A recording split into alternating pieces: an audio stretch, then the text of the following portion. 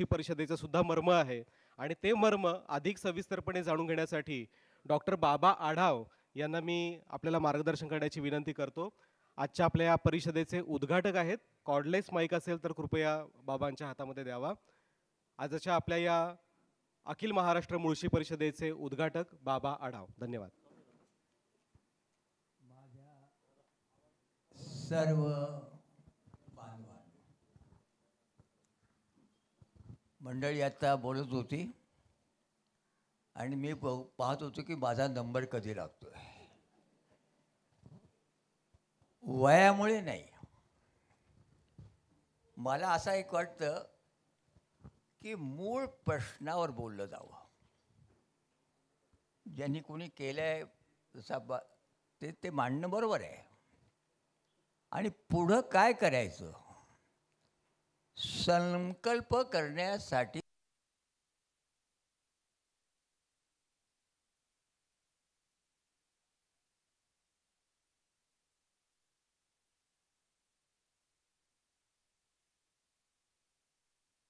गोवनोडीपासून तामिनीपर्यंत पार त्या बारप्यापर्यंत ही सगळी जी 50-52 गावं, या वेळात त्या मंडळींनी ही गावं कधी सोडली, कुठं गेली. त्यातले काही जण हमाल झाले, माथाडी झाले.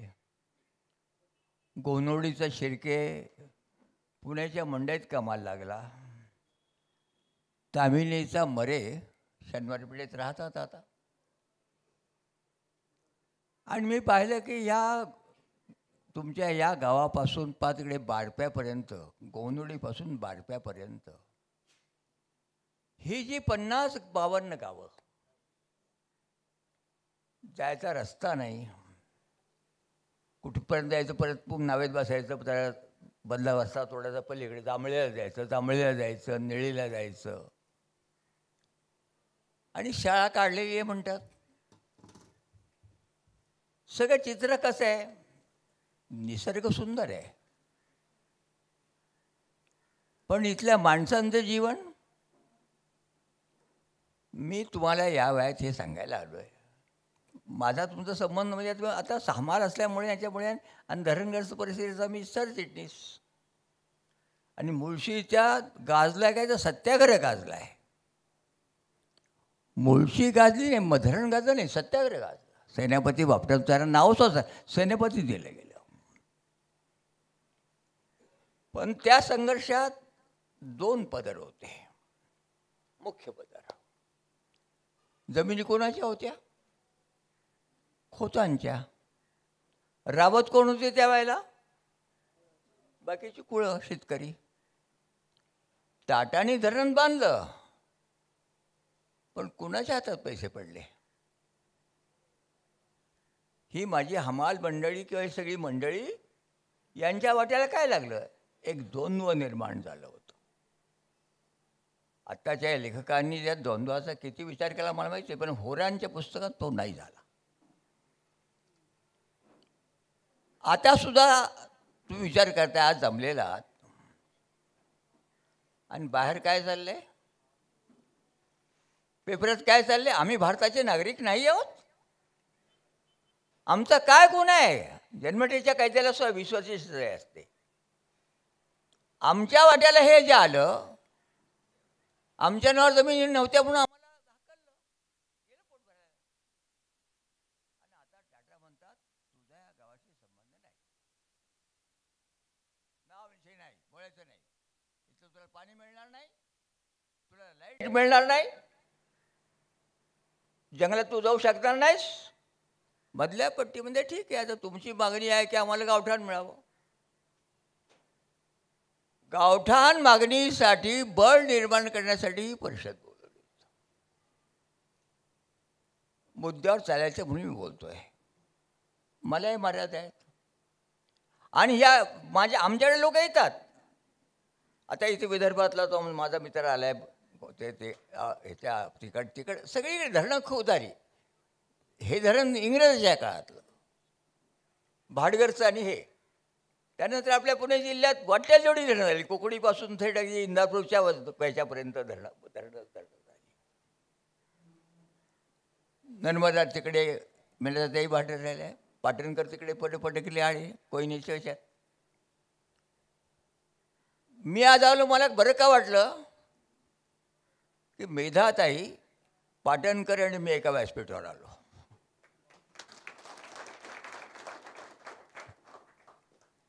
आणि मग जरा आशा वाटायला लागली काहीतरी जरा जमेल. आणखी कोणाचं नाव राहिलं असेल, विलास विलास रांगवणार नाही ना माझ्यावर. एखादं कुणाचं नाव राहिलं असेल तर रागवू नका, कारण विलास नागपूरहून आला आहे. आणि तिथं काय झालं आहे, सरकारने काय सुरू केलं ते नीट लक्षात ठेवा. त्या विलास मुंगाट्याला विचारा, जास्त बोलू नकोस, पैसे घे, जमीन नाही मागायची. काय सांगितलं यांना, पैसे घ्या, जमीन नाही मागायची. आता जमिनीशी माझं नंतर दुसरं मला करणार काय, मला पाहिजे ना काहीतरी. अरे बॉ नका जमीन देऊ, कारण माझ्या गावाचं नाव तरी मला राहू द्यायचे नाही. तुम्हाला गावठाण इथे बांधता येणार नाही, पाणी मिळणार नाही, वीज मिळणार नाही. या गावात आहे ठीक आहे, तुमचं देव आहे ना, त्याला हरकत जा, गावी निघून जा. स्वातंत्र्याच्या नंतर 75 वर्षानंतरची ही परिस्थिती, स्वातंत्र्याच्या अगोदर हा लढा झाला. होरा सगळ्यांनी पुस्तकं लिहिली आहेत, पण यातल्या अंतरपत्रांना त्यांना हात घालता आला नाही. त्यांची पिढी कदाचित जातीचा प्रश्न, इथला प्रश्न, अनेक प्रश्न आहेत. आमच्याकडे शाळा जिल्हा परिषदेकडे, आणि शिक्षणावर अट कोणती, इथं तुला नोकरी मिळेल पण बदली मागायची नाही. आणि बदली नाही मागायची, मग बायको कशी मिळणार, तो प्रश्न आमचा नाही, तो प्रश्न आमचा नाही. बरोबर नाही का मी म्हणतो, माझं चुकत असेल तर मला सांगा की तू बाबा तुम्ही काहीतरी जास्त बोलताय. आणि शिक्षक काय म्हणतो, आहे मला जन्मठेप मिळाली आहे, इथून बदली होणार नाही, बाजाराच्या दिवशी भेटतील ते भेटतील. म्हणजे टाटा म्हणतात या,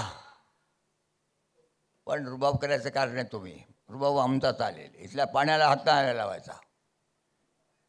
मी चालवतो ना, तुम्हाला नाव पाहिजे ना, मी तुम्हाला ते आधुनिक काय ते मिळेल त्याला त्याच्यात बसायला तर मिळतं. ते गावात पाणी असेल तर पण जाईल, चालेल. या गावातून त्या गावातून त्या गावाला कधी बंद पडलं तर यायचा करायला बघू.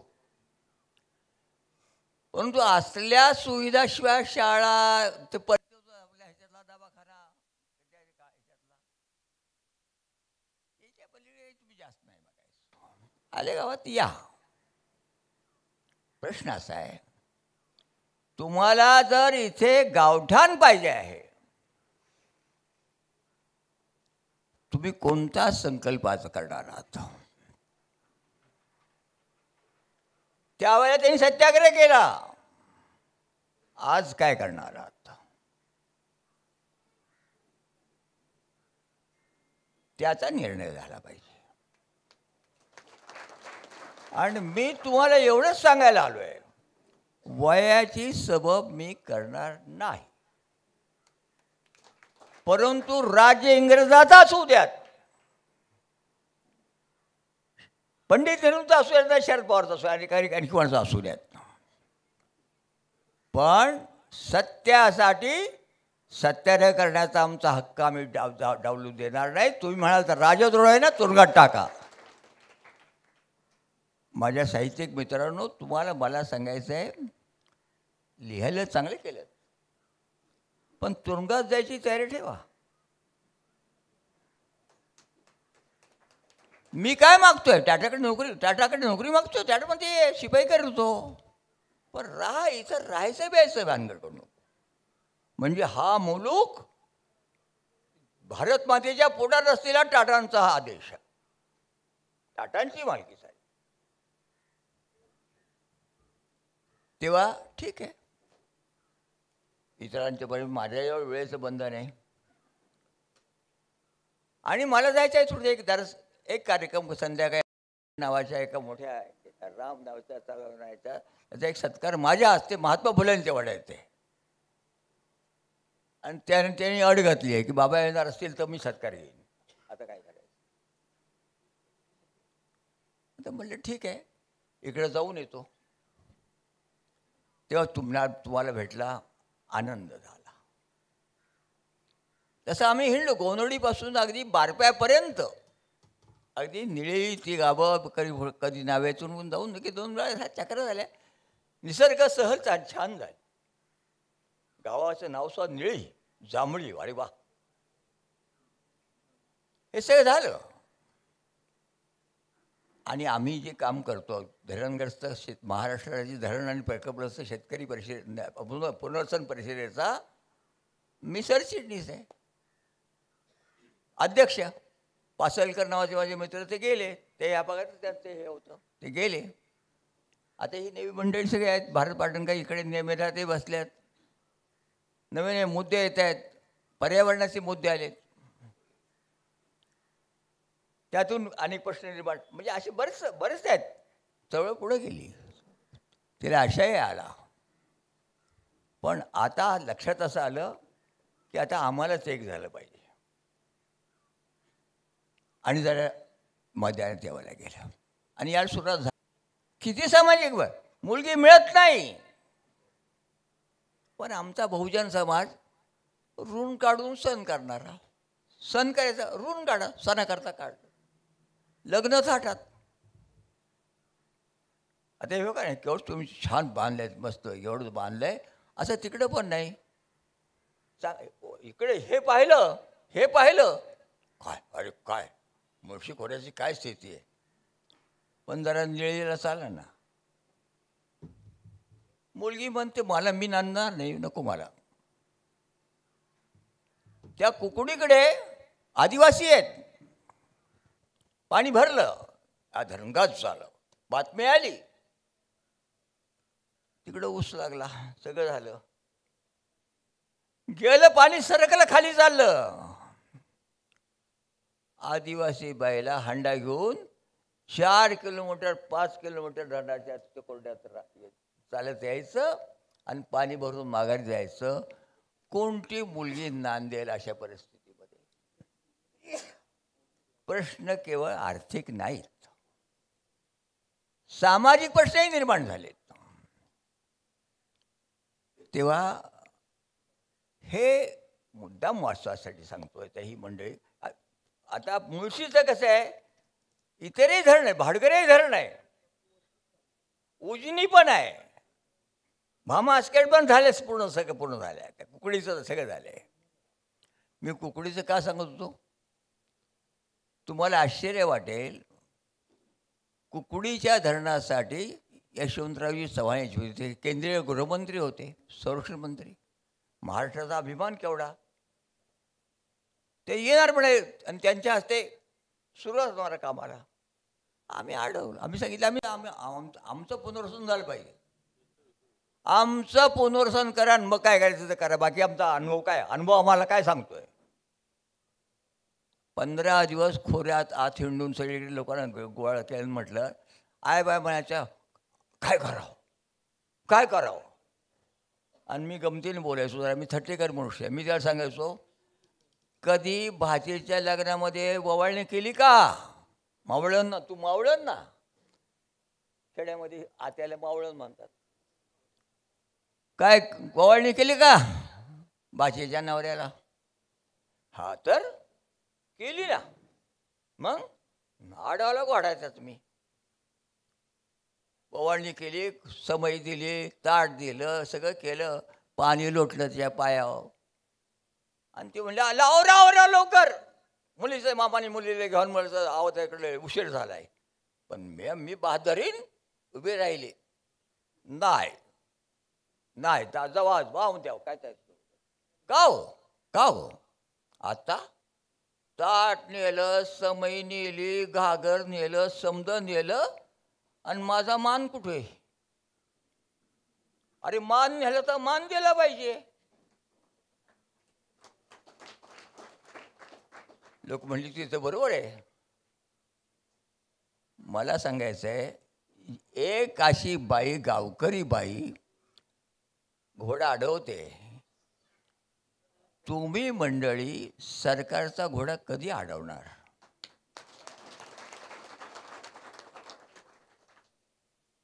का म्हणणार नाही चालायचं रे असं बोलायचं असतं, चालायचं रे असं बोलायचं असतं. आम्हाला जमीन नाही दिली पण आमच्या पोरांचं काही शिक्षणाचं काही खर्च करता का जरा? पोर अशी वेळेवाणी व्हायला लागली.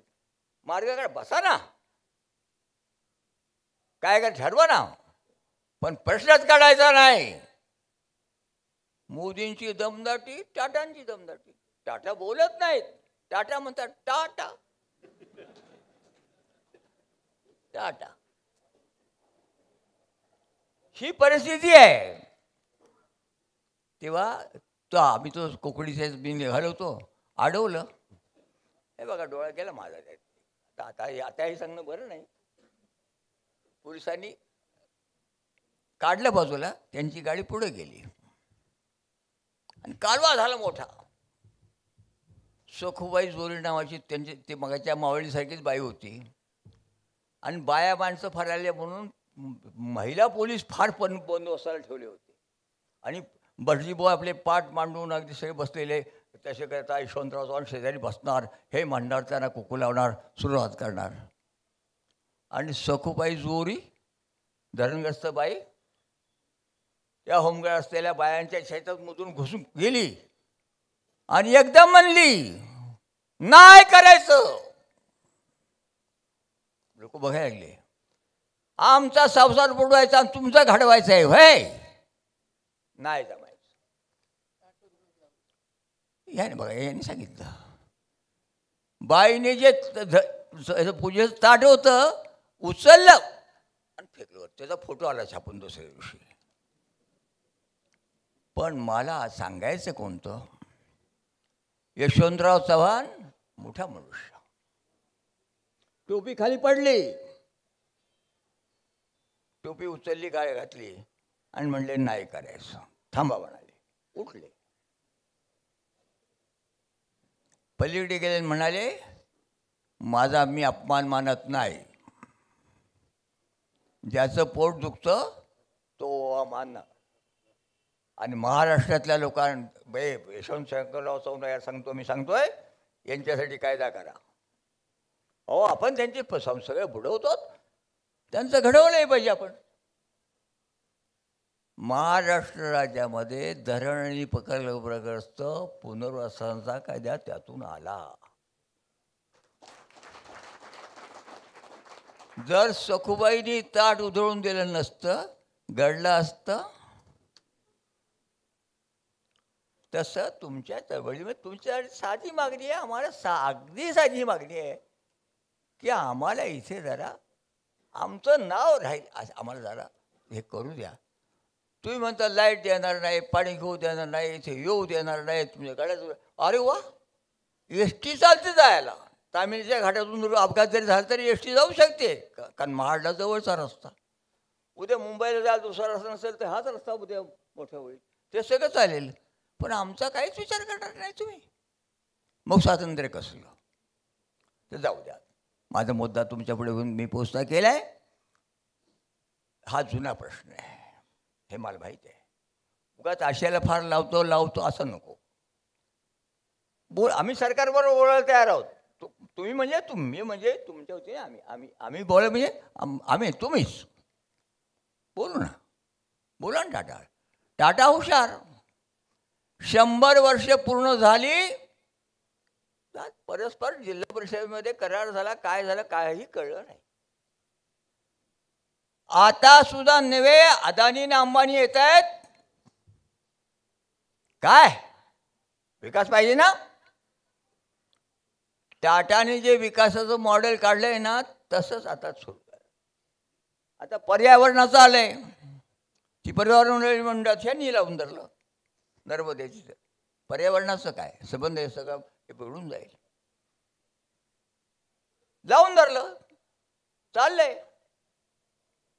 आणि काढलं पाहिजे. तुम्ही ते काय म्हणतात, देशात पूर्ण तरुणांना नोकऱ्या पाहिजेत ना, मग उद्योग आले पाहिजेत. अहो मराठीत म्हण आहे, चुक्याला नवण्याचा नांद्याला पळवायचा असला का उद्योग करायचा? पर्यावरणाचे प्रश्न तुम्ही पुनर्वसन नीटपणे केलात का? आता बघा भामा, एक तुम्हाला उदाहरण, वेळ किती मला माहीत आहे, पण भामा आसकडे तुम्हाला उदाहरण सांगतो. कलेक्टरनी मला लिहून दिलं की भामा आसखेडच्या धरणग्रस्तांचा प्रश्न सुटल्याशिवाय शेवटचा पाईप टाकला जाणार नाही आणि पुण्याकडे पाणी जाणार नाही. कलेक्टर गेला निघून, कागद माझ्या हातात. आणि अजित पवार मला म्हणतात, जमीन कुठली द्यायची? जमीन तुम्ही मागता. म्हणजे मग पैसा मागायचा, आम्हाला काय करायचं? कुठून द्यायची? कॉम्रेड दत्ता देशमुखांनी दिलेलं उत्तर लक्षात. तो येते इतिहास करणारी मंडळी त्यांना मला सांगायचं आहे, अरे बाबांनो, हे जरा येऊ द्या ना पेपरात. सह्याद्रीवर मीटिंग बसली, कुकडीचं झाल्यानंतर सह्याद्रीवर वसंतराव नाईक आले युरोपातून. ते चुलट ओढायचे, सिगरेट नाही. आणि मीटिंग बोलवली गेली. अशोक सगळी मंडळी सगळी सह्याद्रीवर मीटिंग जोरात भरली. वसंतराव नाईक माझ्याकडे माझ्याकडे मी तरुण होतो, माझ्याकडे बघून म्हणाले, अरे काय उड्या मारतोस? शेताला पाणी पाहिजे, धंड पाहिजे तर कर नको. काय करतोस? कुठली जमीन आणायची? जमीन काय रबर आहे काय ताणायला? एकदम जरा माझ्यावर जरा रागावले. SM जोशी, मोठी मंडळी सगळ्याशी बसलेली शेजारी. जरा थोडं असं जातं. SM न विचारलं, सांगा जमीन कुठली आणायची? SM लागले बोलायला. आणि कॉम्रेड दत्ता देशमुख म्हणाले, आमचे अध्यक्ष होते ते म्हणाले, सांगू का मी तुम्हाला, विचारू का, तुम्ही शेतकरी आहात ना? मी पण शेतकरी आहे. वसंतराव नाईकांत ते म्हणाले, तुम्ही शेती करते पण मी करतो म्हणाले. द्राक्षाची शेती त्यांनी आणली पहिल्या संगमनेर तालुक्यात. म्हणाले वसंतराव मला म्हणाले, नाईक साहेब, का हो, जिरायती जमिनीचं आणि बागायती जमिनीचं प्रमाण एकमेकात काय आहे? जी जमीन आज कोरडवाहू आहे ही बारमाही पिकाची झाली, किती पट बदललं. नाईकगड कुठले इकडे बघायला लागली. म्हणाले, राज्यात वेगळ्या ठिकाणी वेगवेगळं आहे. तर असू द्या ना, इथलं सांगा म्हणाले. मग लक्षात आलं की 4 एकर कोरडवाहू बरोबर 1 एकर बागायत. आणि मग आमचे अध्यक्ष म्हणाले, तुम्ही पाणी देणार, त्याची जमीन आज कोरडवाहू आहे, ही कोरडवाहू जमीन बागायची झाल्यानंतर किती पट वाढलं? त्याला सांगा, तुला पाणी पाहिजे असेल तर गरीब भावासाठी जमीन दे. 76 सालचा कायदा झाला. आज देशामध्ये कुठेही नाही, आणि तो फक्त धरणासाठी नाही झाला, तर उरणकडच्या औद्योगिक वसाहतीसाठी सुद्धा तो कायदा झाला. आज पर्यावरण वाद्यांना सुद्धा आम्ही हेच सांगतो. जरा हे सगळं जरा ते बघत नाही सध्या, मी त्याची दोष नाही सांगणार, चाललंय. तेव्हा आता हा नियम आहे, पाणी दिल्यानंतर बदलत आहे ना. इंदापुरातल्या लोकांना पटणडोळात नेलं का? पाणी दिलंच, जमीन बागायत झाली. परंतु अडचण अशी झाली, आता बघा तुम्हाला काय सांगू, सरकारने खातं काढलं पण खात्याला मंत्रीच मिळत नाही. आमच्या कामगार खात्याची दैना अशीच. आमचे मंचरचे काय त्यांचं नाव, शरद पवारांचे सहकारी होते, आता ते ह्याच्यात गेले, ते दिलीप वळसे पाटील. त्यानं कामगार मंत्रीपद दिलं, रुसून बसले, म्हणले मला हे खातं नको. हे तुम्हाला इतिहास माहिती आहे. आमच्या खात्याचं तेच झालं. तेव्हा हे सगळा इतिहास एवढ्यासाठी सांगतोय, चांगली गोष्ट आहे की मुळशी सत्याग्रहाचं तुम्ही 100 करता. सैन्यवतींचा वगैरे आहे, सगळं आहे. सत्याग्रहाची भाषा केलेली आहे तिकडे, आज हे करावी लागेल. आणि तो केवळ तुमच्यापुरताच नाही. मला शेतकरी आज तुमच्याकडे मी आलोय तो वेगळ्या कारणासाठी आलोय. येत्या 26 आहे तर मला कळलं की मेधाता येणार आहेत, बाटणकर येणार आहेत, सगळी म्हणजे धनाजी गुरु येणार आहेत, आमचे येणार आहेत. या 26 तारखेला भारतीय संविधानाला 75 वर्ष पूर्वी होती. भारतीय घटना बाबासाहेबांनी लिहिली. बाबासाहेबांनी म्हणतो राग येतो, काही लोकांना राग येतो. आणि 30 तारखेला महात्मा गांधीवर जी गोळी घालली नथुराम गोडसेने, त्या 30 तारीख येते. आपण पंचकात तिथी काढतो. शनी आडवा येतो का मंगळ आडवा येतो का बघतो.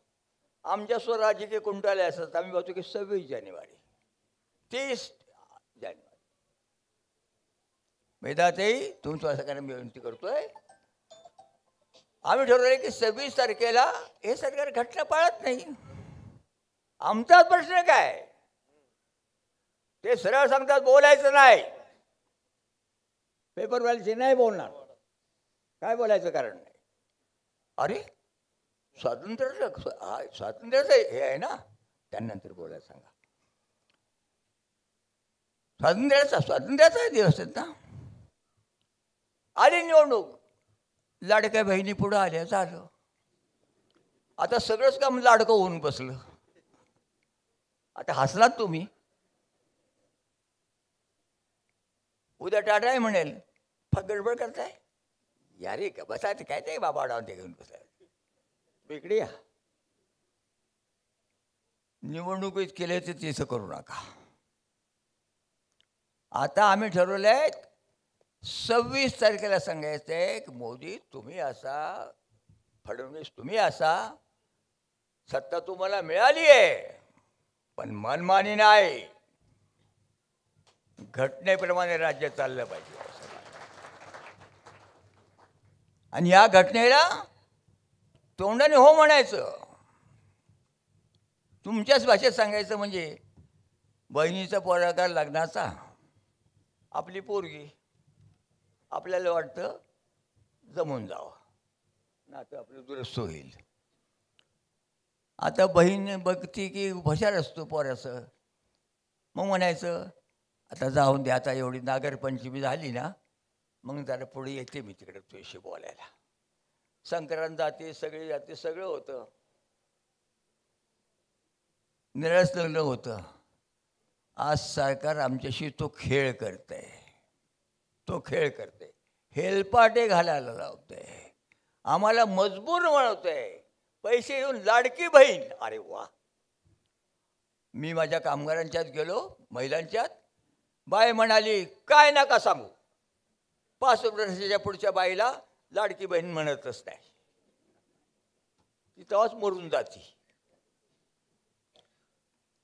बाबा तुम्ही नका गप बसू, पेन्शनचं बोला त्यांना म्हणावं मला पेन्शन द्या म्हातारपणी, नको लाडक्या बहिणीचं कधीतरी नको तसं, आम्हाला पेन्शन पाहिजे, पेन्शन पाहिजे आणि मला हक पाहिजे.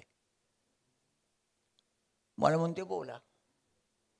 आणि बाकीची मंडळी घाईत उरका उरका, जसं आपल्या लग्नात असं ना, मुलाचा मामा निघून मुलं घेऊन दिसते, बाकीचे आपले घाईवाले लोक फार झाले. मग अशी माझी गोष्ट सांगायची आहे. भामा आसखेडच्या धरणाची मिटिंग घेतली, कलेक्टर आले आणि आता त्यांनी वरती आम्हाला दोघांनाच बसवलं आणि बाकीचे लोक यायचे. एक आला ते तो हार घालायला लागला. मला म्हणतात बघा हातात काय आहे, सोनं किती आहे, सोनं किती आहे बघा. आता मग अशी एक जण माझ्याकडे आला होता, तो असाच हातात कडिका होती. गाड्या किती लागल्यात म्हणले, मोटरसायकल किती लागल्यात. मला कळलं, माझीच ते बोलले. मी सभेत विचारलं काय रे बाबा नो, हे सोनं कायचं काय रे. ते म्हणले आम्हाला उत्तर द्यायचंय. काय. अहो दादा धरणाचं काम चालले, 20 वर्ष झाले चालले, आमची काय हालात आहे. इथं रानात आम्ही राहतो, जनावरं सांभाळतो, दूध काढतोय आणि ते पोस्ट करतोय, म्हणून मोटरसायकल घेतली. आणि हे दाखवलं म्हणजे जरा थोडं जरा आधार मिळतो, पत वाढती म्हणून. नाही तर आहे काय म्हणले. पण कलेक्टरचं लक्ष कोणाकडं, हाताकडं.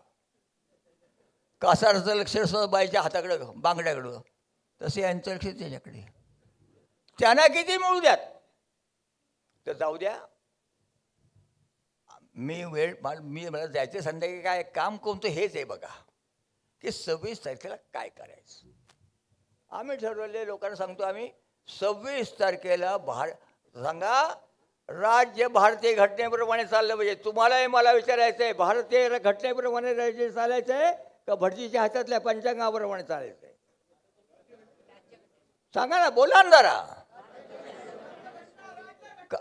राज्यघटना का? पूर्वी राजा होता, आता आम्हाला मताचा अधिकार मिळाला आहे. कोण राज्यावर राहणार ते आम्ही ठरवणार. तो कारभार कसा करणार त्याला आम्ही मान्यता देणार. मग तर नाही दिला 5 वर्षाकरता. प्रत्येक गोष्ट आम्हाला कळली पाहिजे.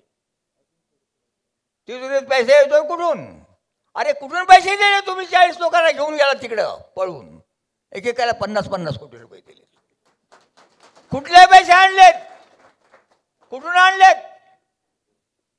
आणि आम्ही अदानीचं आणि अंबानीचं नाव घेतलं की तुम्ही म्हणता त्यांचं नाव घेऊ नका. अरे वा, म्हणजे ते आता नाव टाटा बांधणार आहेत. काय करायचं? तुम्ही म्हणतो ग बसा. हे बघा मुळशीकरांनो, तुमच्या नावात सत्याग्रह आहे. मी देशाच्या लोकांना तुरुंगात सांगत नाही, पण स्पष्ट बोलण्याचा, मुलीशी मावळंदाशी स्पष्ट बोलण्याचा हक्क बाजवा ना. 26 तारखेला रस्त्यावर येऊन हे घटनेचं पुस्तक घेऊन सांगा कारभार याने चालणार, तुम्ही आम्हाला मारण्यात हा ना. अरे असं याचं खरं चौकात बसावं. मैदाताई तुम्ही जरा सगळ्या ते करतील, माझे मित्र आहेत. जाहीरपणे काय सांगतो यांच्याशी बोलतो संधी नाही मला म्हणणार ते. आणि 30 तारखेला महात्मा गांधीला ज्या दिवशी गोळी झाडली ती 30 तारीख, आणि त्यांनी सत्याग्रह मुळशी सेनापती म्हणतात ना, सत्याग्रह गांधींनी सांगितलं. आणि गांधींनी सांगितलं कितीही मजबूत सरकार असू द्यात, पण माझा सत्याग्रह हक्क आहे, मी बजावेल. 30 तारखेला आम्ही ठरवलंय मौन पाळायचं 4 तासाचं मौन, की सरकार आम्ही सांगणार चाललंय ते बरोबर नाही. आणि आम्ही म्हणणार नाही, सांगू दगड मारणार नाही, शिवीगाळ करणार नाही, काय करणार नाही, पण चाललंय ते बरोबर नाही एवढं सांगू. का? माझ्या कुटुंबात आहे ना, पोरगं रोज दारू पिऊन येते आणि बायकोला बडवते. सासऱ्याने आणि सासूने किती दिवस पाहावं? कधीतरी सासरा म्हणतो रे बाबा एकतर आम्हाला मारून टाक, पण दिवस तमाशात थांबव. आपण बोलणार की नाही? केंद्र सरकारला, राज्य सरकारला सांगणार की नाही? हे चाललेलं बरोबर नाही. तुम्ही मागता पद मागतात, तुम्हाला मत मिळाले पण तुम्हाला पद पाहिजे म्हणून तुम्ही इथे गावात तुम्ही हे मागतात. तुमची मागणी रास्त आहे. पण 30 तारखेला जरा देशात जे चाललंय, तुम्हाला जर न्याय मिळवायचा असेल तर न्याय मिळवणारं राज्य आणावं लागतं. तो हक्क तुम्हाला मिळाला आहे. तेव्हा थोडा परिषदेचा थोडासा आवाज जरा मी बदलतोय, पण सांगणार. आता एवढं सांगतो, मी थांबणार आहे. मी तुम्हाला माझं म्हणणं आहे. मग आता मी पाहतोय, मी यांना गडबड, माझ्या पेक्षा लहान आहेत, ते म्हणतात बाबा एवढी गडबड काय करतात, बाबा गडबड काय करतात. मी पाहिलं की चळवळीतलं गाणं एक पण म्हणणार, कीर्तन जे चाललंय ते कीर्तनाचा अभंग पण नाही, ओवी पण नाही, नुसती भाषणच चालली. तर लोक म्हणतात काय कीर्तन आहे का काय?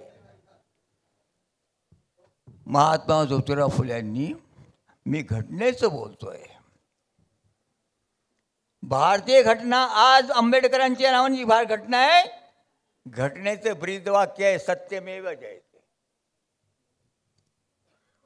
ही घटना 48 साली पास झाली, पण त्याच्या अगोदर 70-75 वर्ष ज्योतिराव फुलेंनी सत्यमेव जयते आणि खाली प्रार्थना आलेली. ती प्रार्थना तुम्ही माझ्या बरोबर म्हणावी एवढंच माझं म्हणणं आहे. सांगतो तुम्हाला, म्हणणार का? आवाज कमी होतोय, हा जरा जोरात. सत्य सर्वांचे आदी घर, सर्व धर्मांचे माहेर, जगा माझी सुख सारे, खास सत्याची ती पोरे, सत्य सर्वांचे आदी घर, सर्व धर्मांचे माहेर, सत्य सुखाला आधार, बाकी सर्व अंधकार, आहे सत्याचा बाजोर, काडी भंडाचा तो नीर, सत्य सर्वांचे आदी घर, सर्व धर्मांचे माहेर, खरे सुख नटानो हे, सत्य ईशावर जो पाहे, ज्योती प्रार्थी सर्व लोका, व्यर्थ दंभा पेटू नका, सत्य सर्वांचे आदी घर, सर्व धर्मांचे माहेर, सत्यमेव जयते, सत्यमेव जयते, सत्यमेव जयते, बोला भारत माता की, भारत माता की, भारत माता की जय. 30 तारखेला गांधींच्या स्मृतिदिनी तुम्ही काही करू नका, त्यांना कळवा. आम्ही 2 तास 3 तास काही बोलणार